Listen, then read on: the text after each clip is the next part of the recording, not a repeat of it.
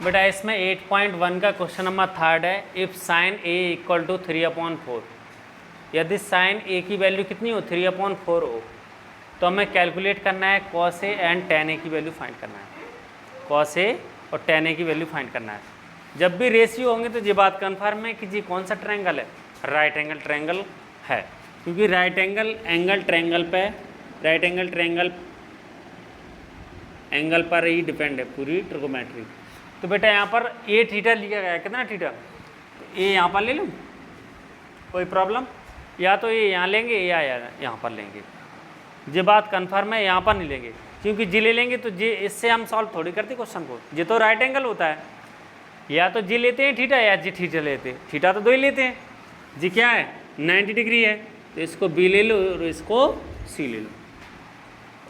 अब यहाँ पर देखो साइन ए सॉल्यूशन, तो साइन ए इक्वल टू 3/4 है बेटा, ठीक है, साइन ए। अब एक बात बताइए मुझे, इसके इंटू में मैंने के कर दिया, इसके इंटू में मैंने के कर दिया, कोई प्रॉब्लम?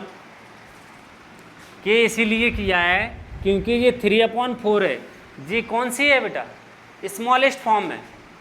जब हम लिखते हैं जैसे 15/20 लिखते हैं तो हम ऐसे नहीं लिखते हैं 15/20, इसको हम शॉर्ट फॉर्म में लिखते हैं। तो शॉर्ट फॉर्म कैसे लिखते हैं 3/4, तो 3/4 लिखते हैं, जबकि जी वैल्यू नहीं होती है, जी क्या होती है, एक रेशियो होता है। तो जी यहाँ पर दे रखा है जी रेशियो है, एग्जैक्ट वैल्यू नहीं है। तो जब एग्जैक्ट वैल्यू नहीं है तो इसमें कुछ ना कुछ नंबर होगा जिसका मल्टीप्लाई ऊपर होगा और नीचे भी होगा। जैसे इसमें कितने का मल्टीप्लाई 5 का ऊपर था 5 का नीचे था, तभी तो 15/20 है। ऐसे ही कुछ ना कुछ नंबर होगा जो ऊपर और नीचे मल्टीप्लाई होगा। अब वो 1 हो सकता है, 2 हो सकता है, 3 हो सकता है, जो भी होगा वो होगा 0 को छोड़ के, होगा कि नहीं होगा। तो मैंने क्या किया, के लिया, इसके इंटू में मैंने के लिया, के इसीलिए लिया एग्जैक्ट वैल्यू निकालने के लिए। जैसे मैंने एक राम है और एक श्याम है, मैंने बोला इसके पास कितने रुपीस हैं 50 रुपीस हैं, और इसके पास कितने हैं 100 रुपीस हैं। तो दोनों के पास मैंने बोला कितने रुपीस हैं, आपने बोला कितना 150 रुपीस हैं। अब मैंने बोला इसका रेशियो बेटा कितना है दोनों का, तो आप क्या बोलोगे 50/100, इसका डिवाइड दिया 1 बार गया 2 बार गया, यानी 1/2, 1/2 है, यानी इसके इन दोनों के पास 1:2 पैसे है, एक हिस्सा है।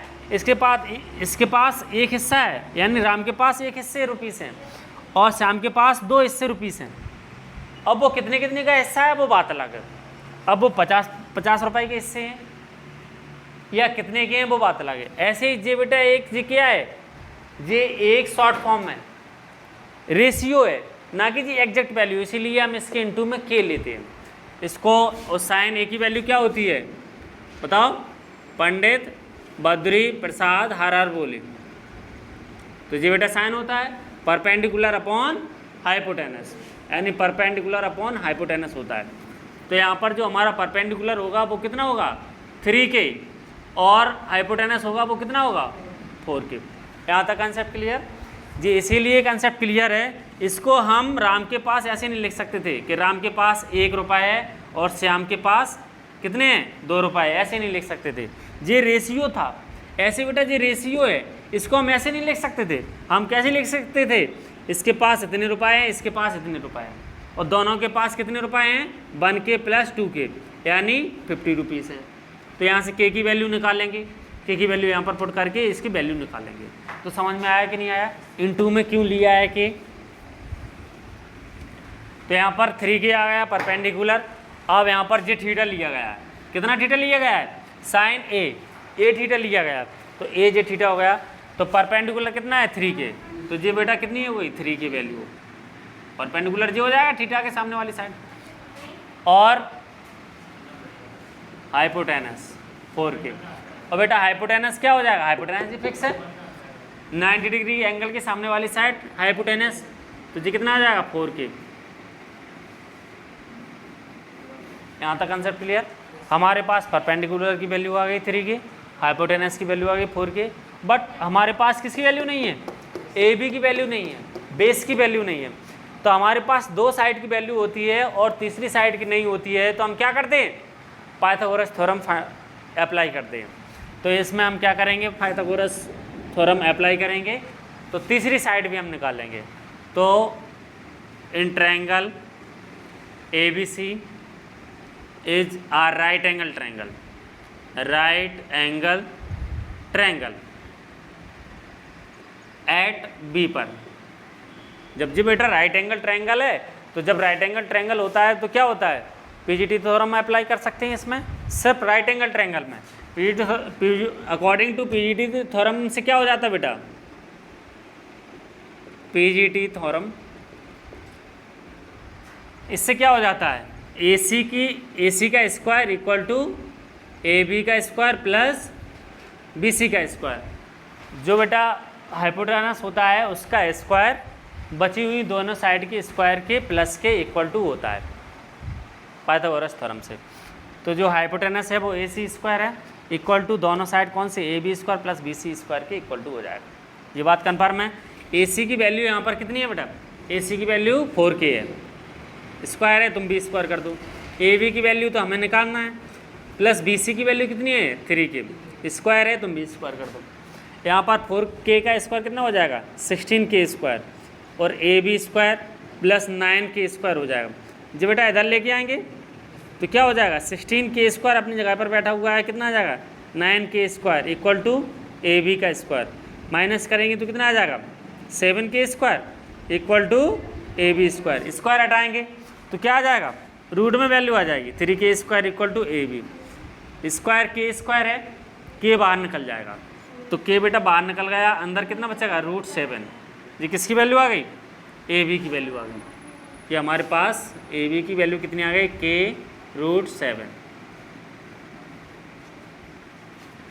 यहाँ तक कंसेप्ट क्लियर। अब हमारे पास तीनों की वैल्यू आ गई, तीनों मीन्स तीनों साइड की वैल्यू आ गई। हाइपोटेनस की वैल्यू आ गई, परपेंडिकुलर की वैल्यू पहले ही से थी हाइपोटेनस की, और इसकी बेस की भी वैल्यू आ गई। अब जब तीनों की वैल्यू आ जाएगी, तीनों साइड की वैल्यू आ जाएगी, तो हम ट्रिग्नोमेट्रिक रेशियो कोई सा भी फाइंड कर सकते हैं। हमें कौन सा कैलकुलेट करना है, cos A and tan A निकालना है। cos A हमें किस की वैल्यू निकालनी है, cos A। cos A की वैल्यू क्या होती है, पंडित बद्री प्रसाद हर बोले, यानी B/H। अब तो समझ में आने लगा होगा। तो B/H, तो बेस यहाँ पर एंगल कितना है, थीटा जी है, A है, इसके सामने वाली साइड परपेंडिकुलर जी है, बेस जी है, तो बेस कितना हो गया बेटा K√7, बेस कितना हो गया AB, और हाइपोटेनस क्या है AC, वो तो फिक्स है। तो AB की वैल्यु कितनी है K√7 और AC की वैल्यू 4K। K से K कैंसिल हो जाएगा, समझ में आया, K से K कैंसिल हो गया तो कितना आ गया √7/4। ये आपका आंसर है। ऐसे हमें एंड tan A की वैल्यू निकालना है। तो tan A की वैल्यू निकालना है, तो tan A base perpendicular upon base, समझ में आया। तो यहाँ पर परपेंडिकुलर यहाँ पर क्या है BC, और बेस क्या है AB, तो AB, तो BC की वैल्यू कितनी है 3K, और AB की वैल्यू K√7। K से फिर K कैंसिल हो जाएगा, K सिर्फ साथ में चलेगा और लास्ट में आंसर में कैंसिल हो जाएगा वो, उसका और कुछ रोल नहीं है। बस रोल क्या है उसका कि हम किसी भी रेशियो को सेपरेट नहीं ले सकते, अकेले नहीं ले सकते। यदि मैंने A ratio B equal to 5 ratio 3 लिया, तो A इक्वल टू 5 और B इक्वल टू 3 हम नहीं ले सकते। समझ में आया, क्यों नहीं ले सकते, क्योंकि ये शॉर्ट फॉर्म है, ये रेशियो की वैल्यू है ना कि एग्जैक्ट वैल्यू है। समझ रहे हो ना बात को। तो इनको हम सेपरेट कैसे ले सकते थे, इसका मतलब ये हो गया कि A 5 के इक्वल टू है और B 3 के इक्वल टू है, जबकि ऐसा नहीं है। जी हो सकता है इससे बड़ा हिस्सा हो, ये रेशियो की वैल्यू है ना कि जी एग्जैक्ट वैल्यू। इसीलिए मैंने क्या किया था, यहाँ पर K साथ में लिया था, तो K साथ में लिया था, K साथ में चलता रहेगा और लास्ट में जाके आंसर में कट जाएगा वो। 100% क्वेश्चन सही होगा, समझ में आया। अब इसमें K से फिर K कैंसिल हो गया है, तो 3/√7। यहाँ तक कंसेप्ट क्लियर है, वो तो साथ में चलेगा, कट जाएगा। अब जी वैल्यू क्या है, शॉर्ट फॉर्म है। आंसर क्या होता है, शॉर्ट फॉर्म में लिखते हैं, तो जी आंसर आपकी किस में है, शॉर्ट फॉर्म में, जी आपकी फाइनल आंसर है। नोट करो, समझ में आया।